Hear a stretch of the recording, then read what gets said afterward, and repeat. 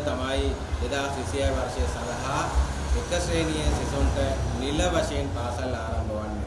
මේ සතියකට කලින් එක ශ්‍රේණියේ සිසුන් පාසලට කැඳවා ගත්තත් ඔවුන් හඳුනා ගැනීම ආදී කටයුතු නිමා කරලා අද නිල වශයෙන් ඔවුන් පාසල් වල නාම ලේඛනයට ඇතුළත් කරලා නිල වශයෙන් විෂය නිර්දේශය ඉගැන්වීම ආරම්භ කරන්නේ අද දවසේ. හැබැයි අද දවස ලංකා අධ්‍යාපනයේ අභාග්‍ය සම්පන්න දවසක්. ඒකට හේතුව තමයි 30 වසරක මගේ ගුරු ජීවිතය තුළ කිසි දිනකත් නොවින්ද දෙයක් අද දවසේ අපිට අත්විඳින්න තියෙනවා. ඒ තමයි ලංකා ඉතිහාසයේ පළවෙනි වතාවට ගුරු අත්පොතක් නැතුව උගන්වන්න ගුරුවරුන්ට සිද්ධ වෙලා තියෙනවා. අද දවසේ නව අධ්‍යාපන ප්‍රතිසංස්කරණ යටතේ එක ශ්‍රේණියේ දරුවන්ට නව අධ්‍යාපන ප්‍රතිසංස්කරණ පිළිබඳව උගන්වන්න තියෙනවා.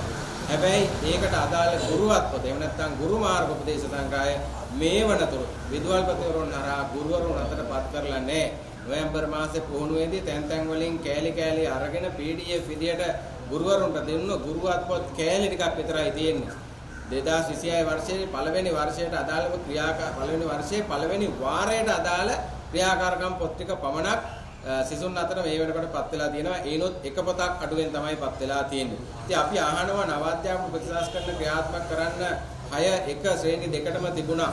6 ශ්‍රේණියත් එක්කම ක්‍රියාත්මක කළා නම් මේ වෙනකොට ගුරුවත් පොත් 16ක් නිකුත් කරන්න වෙලා තියෙනවා. එක ගුරුවත් පොතක් නිකුත් කරන්න බැරි ආණ්ඩුවට ගුරුවත් පොත් 16ක් නිකුත් කරන එක කෙසේවත් කළ නොහැකි බව දන්න නිසා තමයි ජනාධිපතිවරයා පහුගිය 10 දිනක තීන්දුවක් ගත්තේ 6 ශ්‍රේණියට නියමිත අධ්‍යාපන ප්‍රතිසංස්කරණ 2027 වර්ෂය දක්වා කල් තියන්නේ.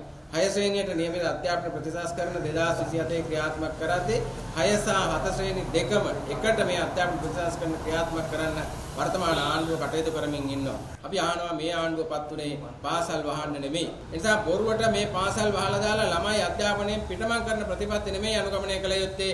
මේ වගේ ඊටාම සාරගර්භ වාර්තාවක් අරගෙන මේවා කියවලා බලලා පාසල් වහන්න නැතුව පවත්වාගෙන යන ක්‍රම සහ විධි ඕනතරම් තියෙනවා. පහුගිය ඔක්තෝබර් මාසේ 26 වෙනිදා අපි සංගමයක් විදිහට ජනාධිපතිවරයාට ලිඛිතව මේ පිළිබඳව දැනුම් දීලා තියෙනවා. හැබැයි ඒකකටවත් කන් දෙන්නේ නැතුව අති උද්දච්ච විදිහට ලෝක බැංකු පදයට නටමින් ආසියානු සංවර්ධන බැංකුව අරමුදලේ පදයට නටමින් ලංකාවේ අධ්‍යාපනය විනාශය කරගෙන යන්න අමාත්‍ය හරිනේ අමසුරුනේ කටයුතු කරනවා කියන එක තමයි අපිට මේ වෙලාවේ කියන්න තියෙන්නේ.